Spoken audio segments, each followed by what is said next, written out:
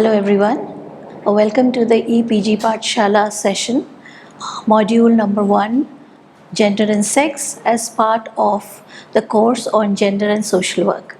I am Dr. Shivli Kumar, as part of faculty of School of Social Work, Tata Institute of Social Sciences. In this particular session, we are going to discuss a few topics. These are understanding gender concepts, differentiating sex and gender, its implications on role and identity, gender and social construction, culture and gender, the connections. Gender and sex are actually two very different concepts, but generally they are understood as similar.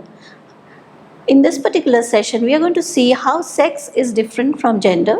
Sex is usually aligned to physical anatomical structure of one's physical reproductive organ, while when we talk of gender, it is a different dimension of sex emanating from socio-cultural constructions. Given the potential variation in all of these, specifically the physical structure, because today's science has shown that there is a possibility of changing your sexual and hormonal organs, we really need to understand even biological sex must be seen as a spectrum or range of possibilities rather than as a binary set of two options, male and female. In that case, what then constitutes gender? Gender really refers to socially learned behaviors, expectations, what we do when we are growing up and how we are taught to either wear color blue or pink or not cry and cry. All these things actually make us understand that I am a boy or I am a girl. And that's how it works. However, it is a little more complex than the familial construction.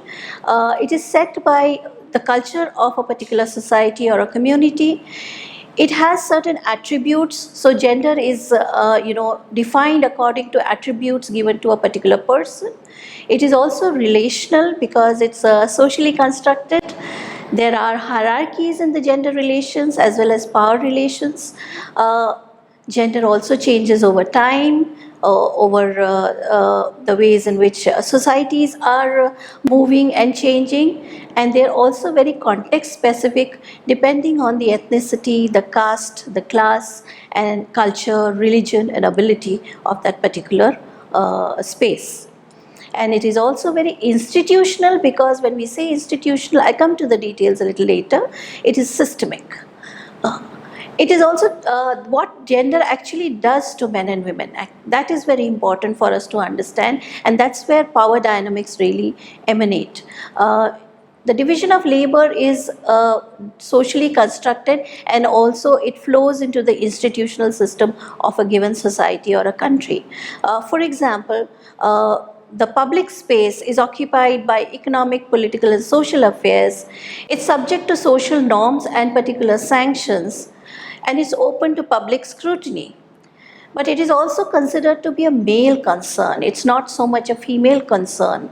And it is visible, it is accounted for, it's given a great deal of power and status and a great deal of recognition. So for example, if men are working in offices, that gets a higher degree of status than what women do within the domestic arena.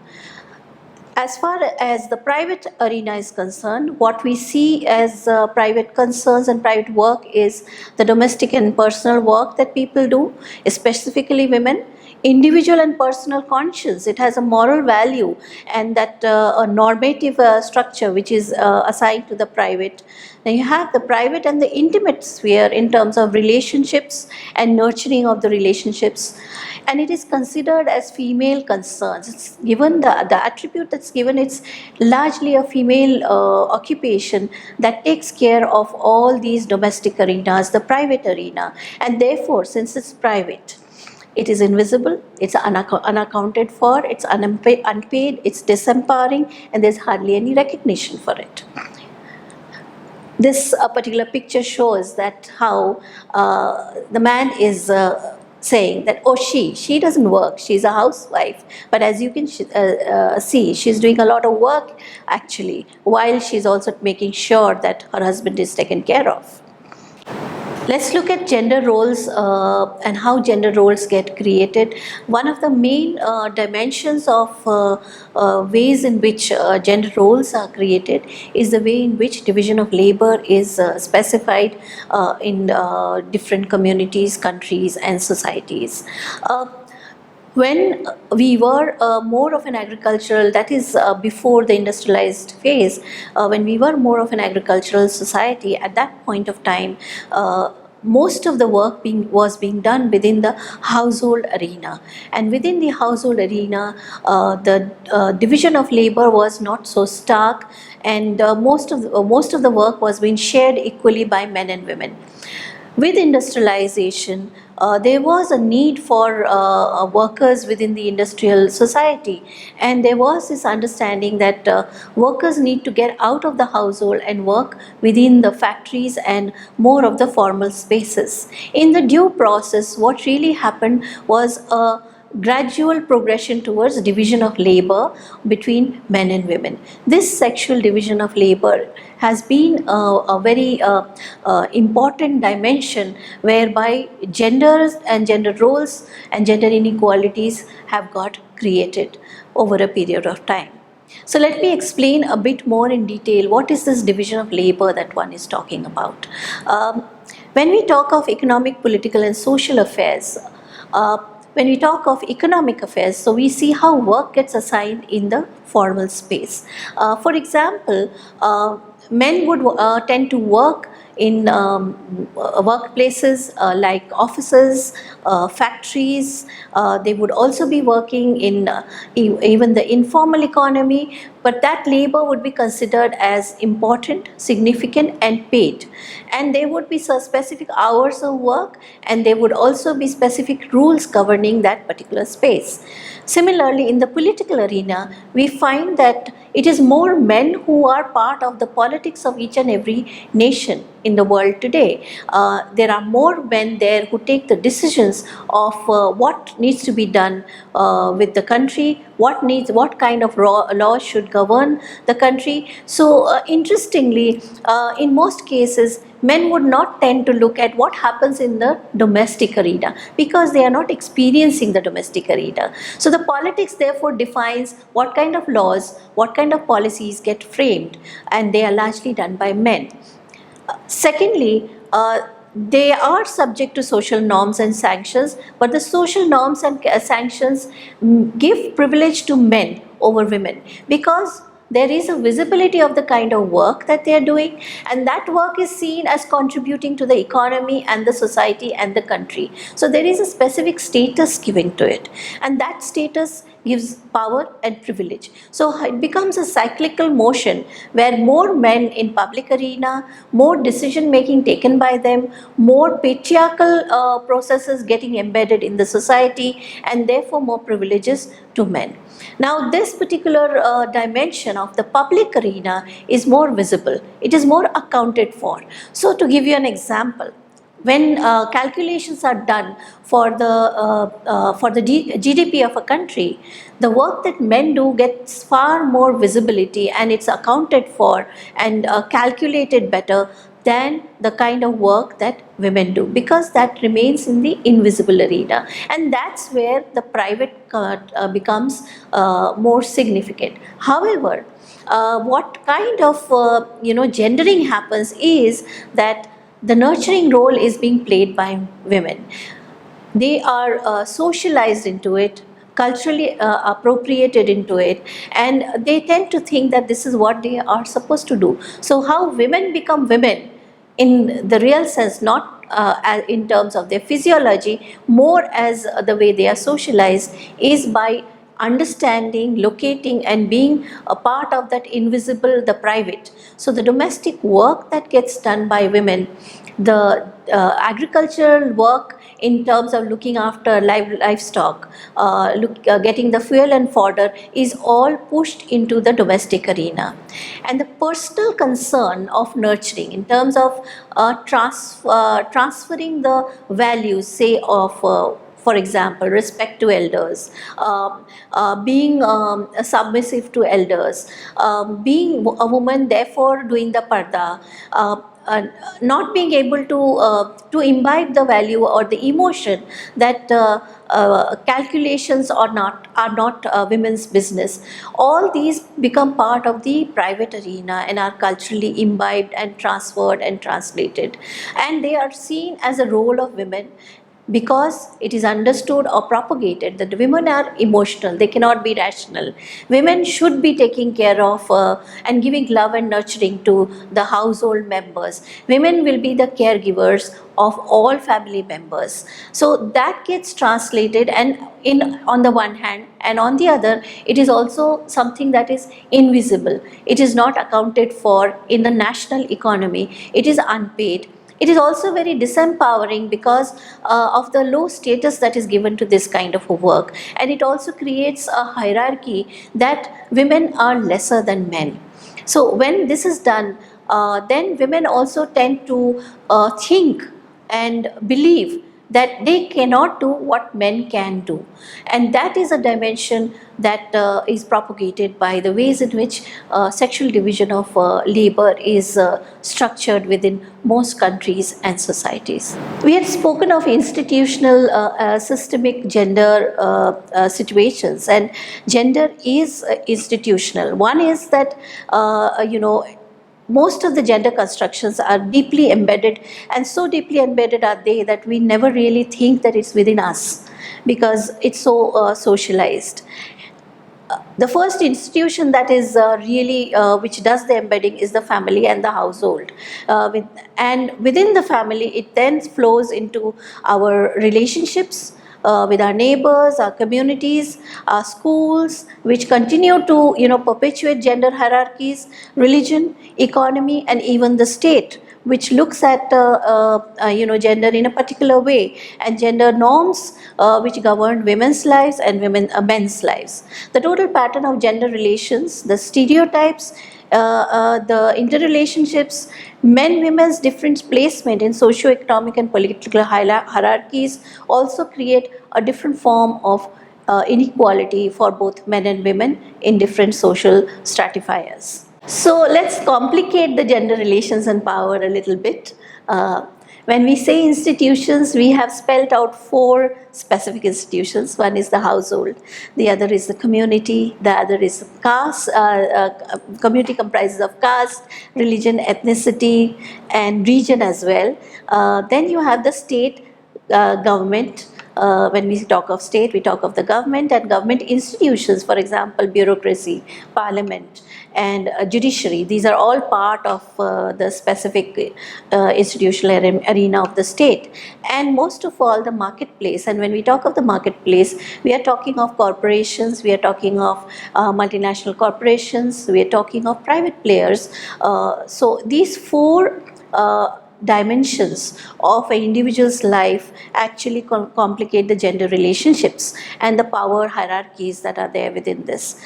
For example, the household has particular norms, cultures, which are specific to that particular household. But at the same time, it's the community to which that particular family may belong to. Say the Nayar family in Kerala, and there the normative structures may be that women are given right to property, but yet there are certain behaviors which are attributed to being women. So how that gets complicated by the community relationships, how that also further gets complicated by caste relationships, that lower caste women have to behave in a particular manner which is different from the upper caste. So lower caste women get discriminated by upper caste men as well as by upper caste women.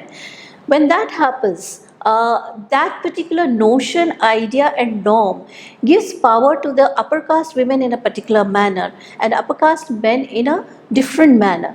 And within that, when that flows into the state systems, it operates in a hierarchical relationships. It's subconscious, and yet It ensures that certain people are kept at the lower levels of hierarchies, and certain men and women are kept at the higher levels of hierarchies.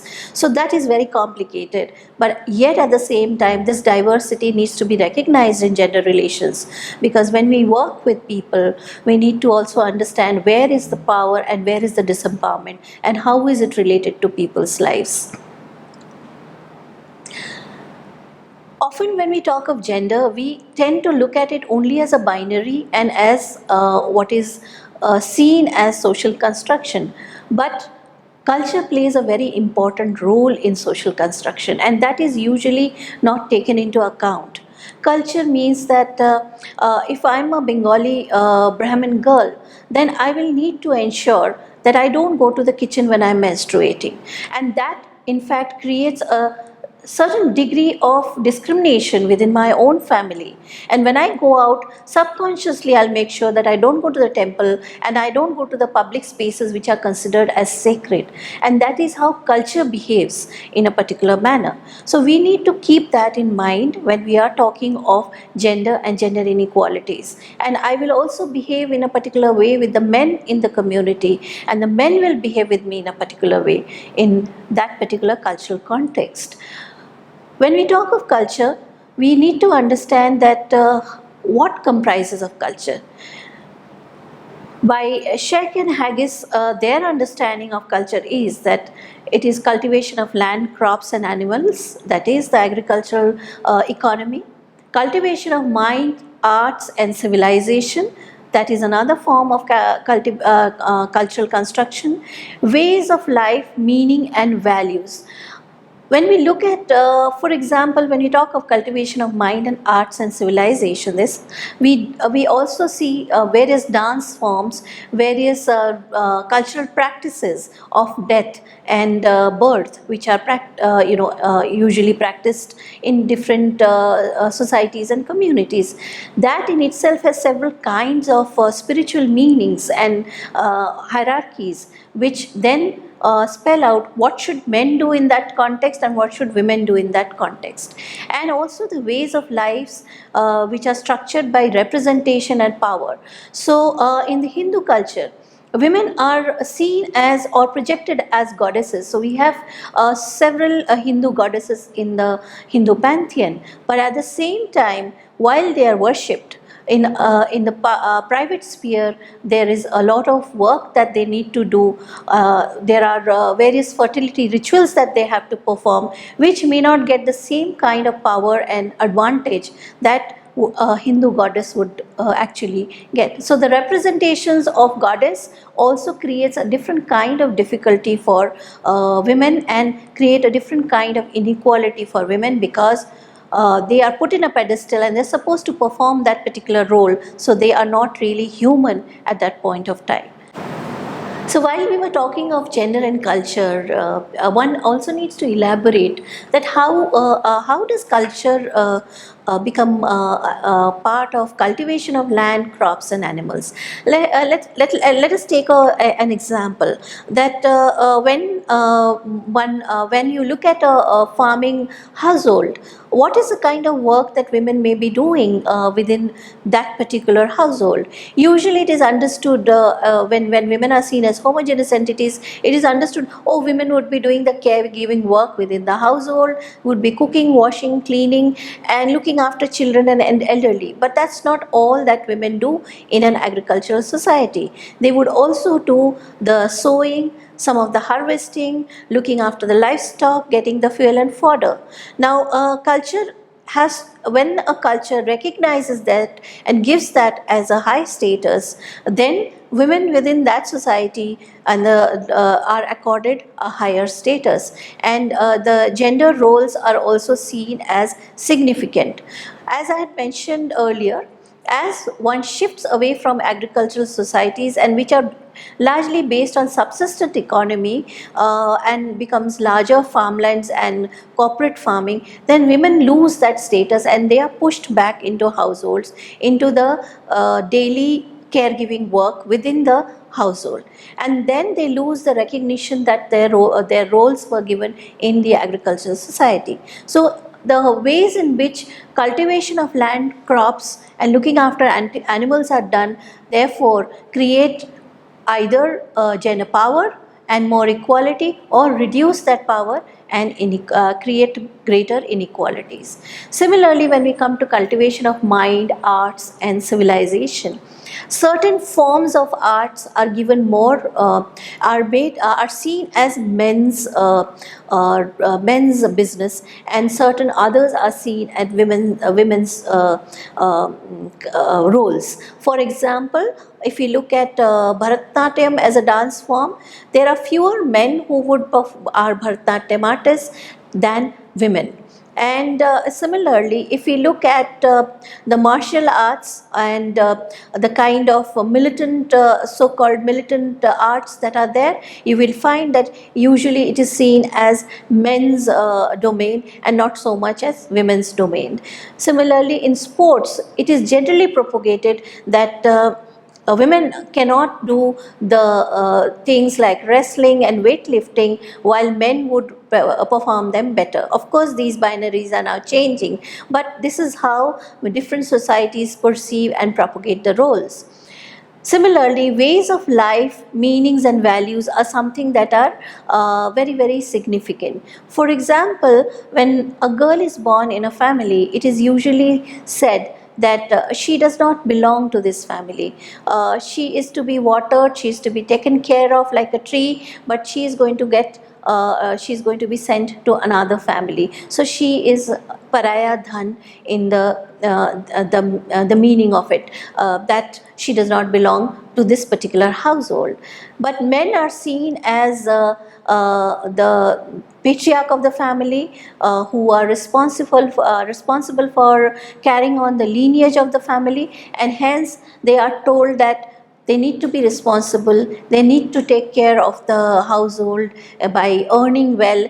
They need to also stop, they should not be crying, they should be strong emotionally as well physically. So these are some of the kinds of meanings that are given, values that are given to men and women, and that's where the gender roles start emanating as a binary, that the men are masculine and women are feminine. Ways of life and the ways representations are made and power is given is something very typical in a lot of societies, and in South Asian societies this is also very, very stark. In the sense that when men belonging, say, to Haryana, the gender projection and the ways men are to be seen are physically very strong, very masculine, speaking a very rough language and not listening to women. So if you see the film Dabang, then you will see that ideal typical Haryanvi man, and the way the man is represented in media or in films, in stories. The same way women are shown as again, giving a commonplace example, women are shown as being soft, as being shy, as also saying yes when they are saying no to various advances being made by men. In different films within India, in India, you will find this kind of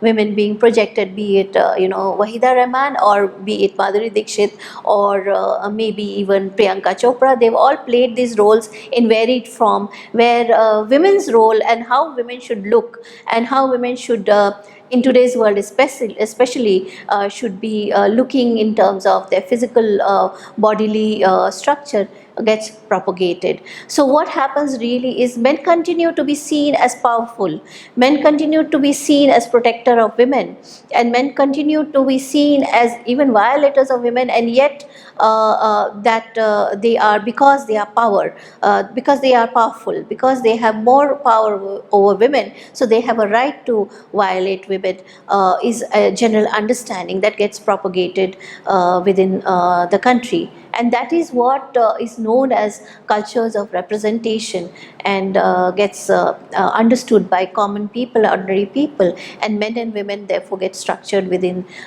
these kind of representations and perpetuate and propagate these kind of representations. Is it okay? Yeah. Another direction that we need to take, and we need to really understand specifically in our South Asian countries and communities, is to understand gender and intersectionality. Though the concept of intersectionality was brought through by a black feminist writer, theorist called Kimberly Crenshaw, who worked with the African American women and they addressed their domestic violence situations. She analyzed and she said that the kind of discrimination and the kind of marginalization and the kind of gender constructions that African American women actually come up with is very different from the white American women. And therefore, it is important to understand that these kind of discriminations also form the kind of gendered roles that women from these communities would imbibe, understand and perform. People experience multiple barriers and discriminations when gender intersects with other kinds of identities. One has expanded the theory of Kimberly Crenshaw to various other kind of communities which are really marginalized in different societies, and also specifically in the South Asian societies. For example, if you look at caste, if you look at ethnicity, if you look at sexuality, the kind of difficulties and marginalization that women and men may face within these communities informs the way they imbibe gender roles and the way they understand the work that they are supposed to be doing, and the way in which power informs and ensures that they continue to perform their marginalized roles rather than try to engage and move upward to get out of their oppressed and disempowered positions. This axis of identities is very critical for us to keep in mind when we are looking at gender and gendered constructions of men, women, and also extending it to the gender continuum of other sexual orientations and non-normative behaviors.